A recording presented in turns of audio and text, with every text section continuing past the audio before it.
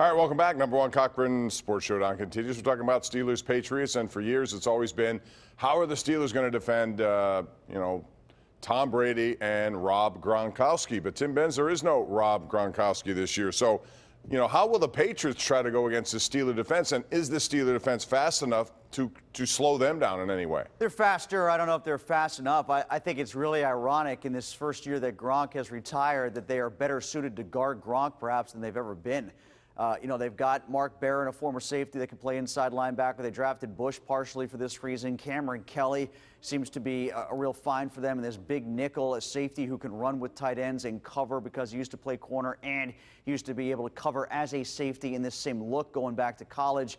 So I think it's ironic that Gronk is gone. My guess is that Belichick sees this and does the opposite and has a lot of little fast guys running around underneath. And there's only so many guys that Devin Bush can cover by himself. Yeah, I think they would be crazy not to come out and just go fast.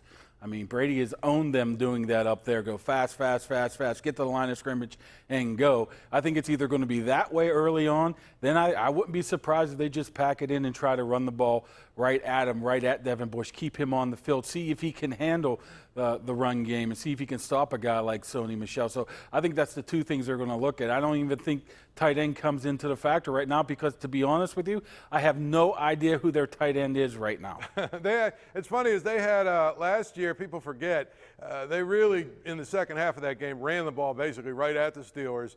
And it had not been for 2 holding calls, they probably would have won the game. So they can beat the Steelers in a number of ways. I think they're going to mix it up. But the one thing about a guy like Tom Brady, he looks over there and sees a rookie. I think that's a matchup he's probably going to try and exploit, and he's able to do it because he's able to get guys into the formations and whatnot that they need to be. And they can throw to James White out of the backfield aplenty. And I didn't see, did they bring back Demaryius Thomas after he released him? I saw that he was supposed to do that. I saw he was released. I haven't not seen that. But yeah, I thought he was supposed to come back to the Patriots after they released him. And he had a huge last preseason, I know that. And they also have that rookie from Arizona State. What's his name? N'Keal Henry. I think he's going on the IR. Is he going IR? All right. Well, they have bigger options that they can use as a tight end if they want size over the middle down the seam like they used to use with Gronk, even if they don't have Gronk anymore. All right, real quick answer here for this question because I want to get into the AFC North. But my question would be, if you take Ben Roethlisberger out of the mix for this question, Mark Kaboly, if you had to put level of heat for the member of the offense, not named Ben Roethlisberger, who has the most pressure on him this year, who would it be? Oh, I'd have to say Juju. I mean, not only that he's going to have to produce another 100-catch season, 1,000 yards, he's going to have to up those touchdowns more than 7. And everybody in the world is going to be looking at him, especially, as you would say, Chest out in Oakland is going to be looking at him. Chest. That's a great call. I tend to agree with you, Mark, but since you went there, I'll say how about whoever is replacing Juju as the number 2, because I think people in Pittsburgh have fallen so in love with Juju here, they'll find an excuse to not blame him, even though maybe if he does have a dip in production, it could be blamed directly on him. I think people will look to figure out, hey, how come he's getting no help, and where are James Washington and Dante Moncrief? I would say James Conner. I mean, he's got to prove that he can stay healthy for 16 games, first of all. And I think the other part of it is he needs to become, a consistent production. And obviously that comes down to Ben handing the ball. But sometimes Ben stopped handing him the ball because he wasn't quite, the running game wasn't producing what they wanted it to, or they fell behind. I think James Conner now, this is the year he really, and I know he was a Pro Bowler last year, but this is the year I think he really needs to take that next step into, I'm one of the elite backs in this league. You know why, Paul? Right there, baby. Contract year. Yeah, well, that's a good. You guys like that. All right, buy or sell, Cleveland Browns. Right now they're the sexy choice to not only win the division. For some, people think they can get to a Super Bowl. So, Tim Benz, are you buying or selling them? I am buying the Browns if you say that 3 or 4 games improvement is a buy, because I think they can do that. I think they can get 10 wins. And right now they are my pick to win the North, so I would buy the Browns. Beyond that, winning the Super Bowl 13-3, some of this other ridiculousness, no. But I think a 7-8-1 team that improved in the areas where they improved, yeah, I'll buy the Browns to do them 3 games better. I'm probably right at 8-8 at the best right now, just for the fact that their offensive line is just miserable. And we've learned over the years, especially here in the 2010s.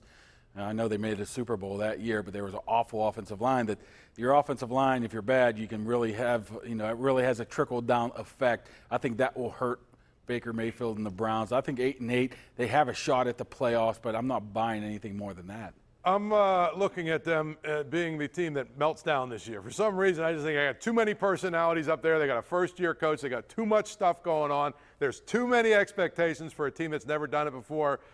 That is ripe for a team that has a meltdown in the middle of the season when they lose 2 or 3 games in a row and they don't know how to handle it. So I'm going to say they're probably going to be 6-10, 7-9. Wow. If that happens, Paul, they're going to light the river on fire again. Oh, absolutely. Well, they better start doing it.